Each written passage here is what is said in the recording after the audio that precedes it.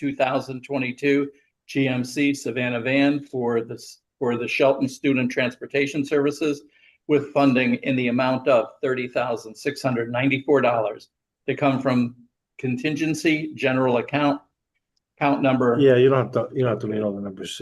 You've identified it. So motion is made and seconded. As you know, most of you should know that we have been buying vans and used vehicles for the last 5 to 6 years to beef up the number of vehicles we have that we can provide for student transportation. You know, these big buses really don't do us, in my opinion, a good service, because the majority of these buses are empty. And if you don't believe me, just go sit out in front of a school, when they're in session and see these buses come in with 10 kids on them and they hold 70 people. But in any event, this bus will probably be used for special ed transportation. And I have been talking to the superintendent of schools. Can you imagine that? He's finally allowed to talk to me.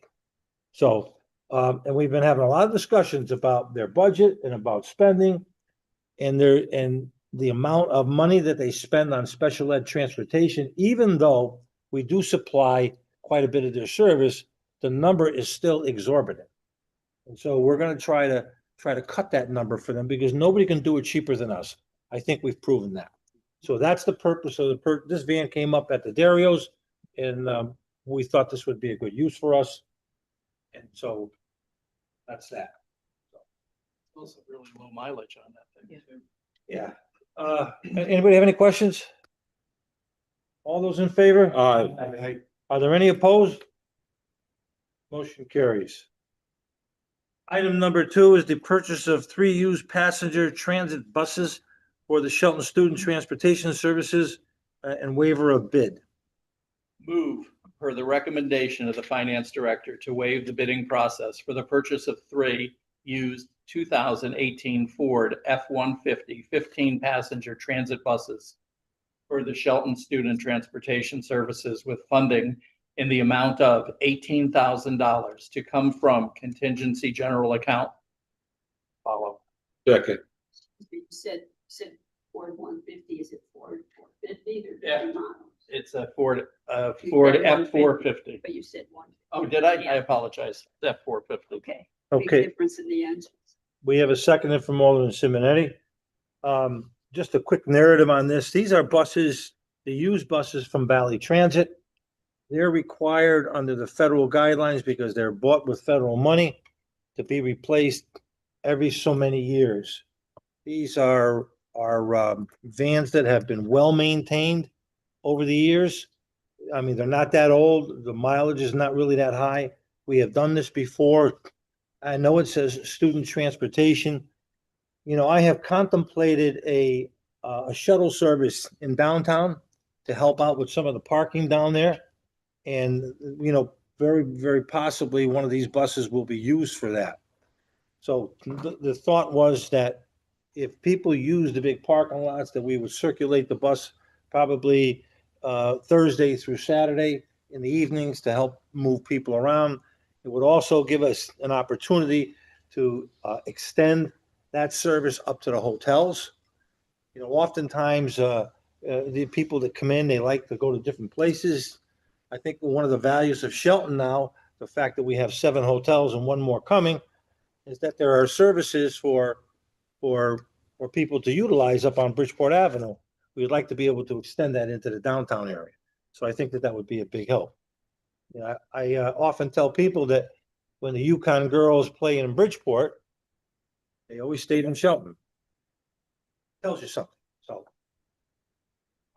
anybody have any questions? Being your person, actually, we're half box with downtown restaurant. You want to revisit that? I do. In fact, I spoke with Don Stanziel about a month ago, and it would be great if you guys would set up some type of a committee, and let's see if we can put a structure in place and get it in motion. You know, at least get started sometime this summer, so that when we get into the fall and the busy season, that something will be in place. And, you know, then we'll modify it as we go along. It's not going to be perfect, but you know, we certainly have the wherewithal to do something like this. And I think it would be very innovative. Anybody else? All those in favor? Aye. Are there any opposed? Motion carries. Okay, this comes to item number 3, the purchase of 276 Leavenworth Road. Move to authorize the purchase of property located at 276 Leavenworth Road in the amount of $1,350,000 to be made in 2 equal payments of $675,000. Further authorize the first payment in the amount of $530,435 to come from Aldermatic bonding pursuant to Section 7.16 of the city charter, and $144,565 to come from the general fund surplus. Further authorize Mark A. Loretti, our mayor, Mark A. Loretti, and Corporation Counsel to execute any and all documents to effect same. Second. Motion is made and seconded. So at the last meeting, you'll know that in the public portion, we had a pretty good the word I'm looking for, a discussion, I guess, about this property. I would open it up for questions or comments. Question. So I know you want to buy it in its total, right, the 5.2 acres? Yes. Yes. I'm just curious, I'm thinking forward, what is the intent with the buildings? Are you planning to do something for the city to own buildings and rent them out? Well, I have plans right now. I mean, I look at it, I don't, you weren't here, but we had I was that. at the meeting though. Oh, so you I listened to the think things I the said. minutes and- So I didn't realize that the greenhouses were taken down. Can't say that while you were speaking. There was some, he was talking while I was talking? Outside, Oh. I mean, I'm just kidding. just doing both. Probably talking to himself too after the It meeting. wasn't, it's just listening, but then I overheard them, so. In any event, there were 2 substantial greenhouses. As you know, Guy Beersley, he sold vegetables up there. And he was very good at it. And for years, I would get my vegetables. So look, there's an opportunity for that to come back. There's an educational component to that. There's also an opportunity to lease some of that land out for if someone wanted to reconstitute his vegetable garden. You know, we have 2 community gardens that are highly successful in this town. You know, people like that sort of thing. I think it's kind of like a good release for them. There's plenty of parking.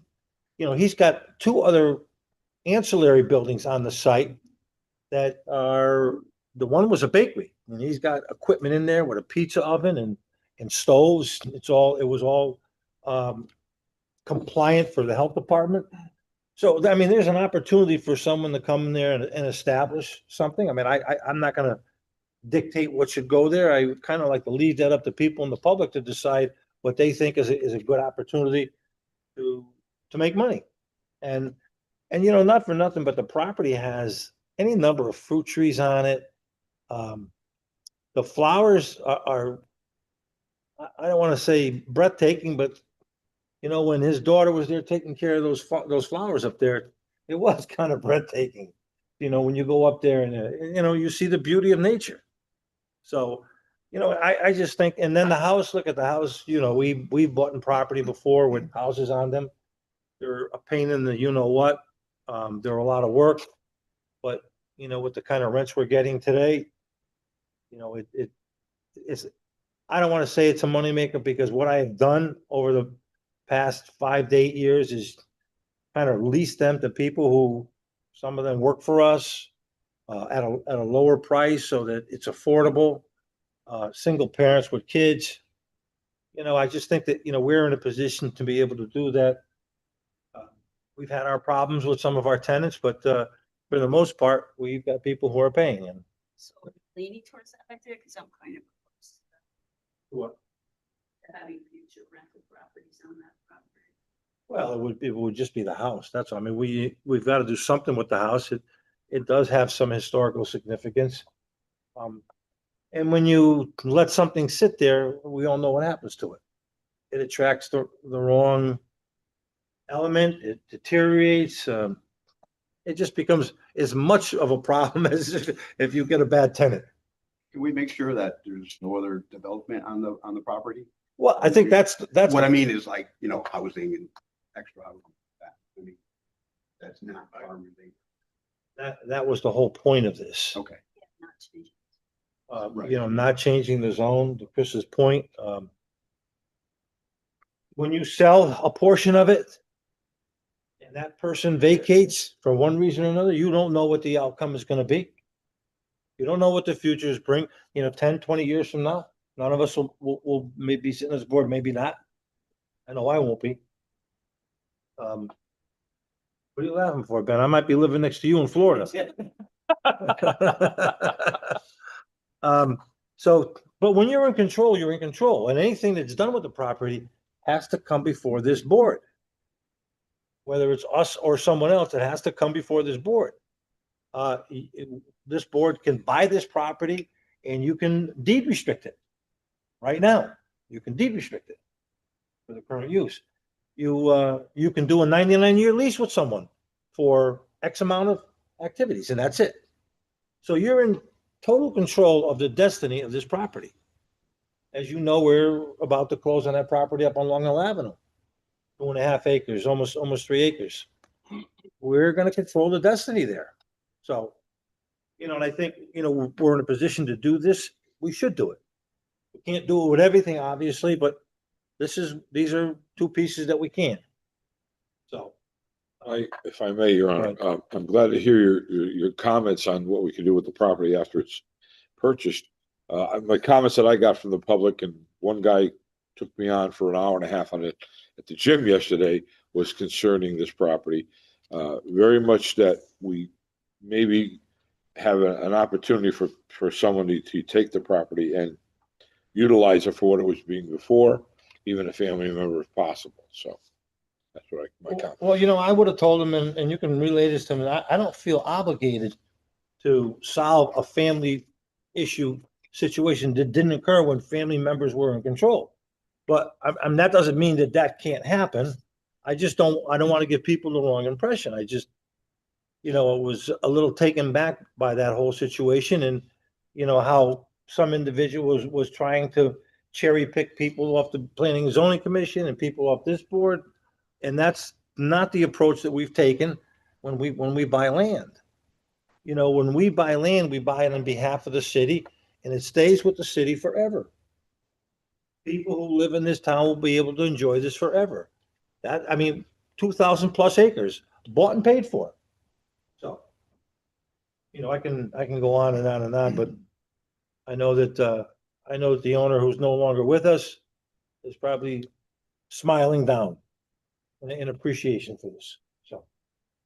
Money's coming for grant for this? No. Well, I still don't have plans, but, I think it's one plus. No, that's another topic. Yeah. All right, all those in favor? Aye. Unless there are any more questions? Any opposed? Motion carries. All right, that concludes, our items for today. I'll entertain a motion for adjournment. Motion to adjourn. Second. All in favor? Aye. Opposed? Motion carries. Never seen a position on that one. So look at, while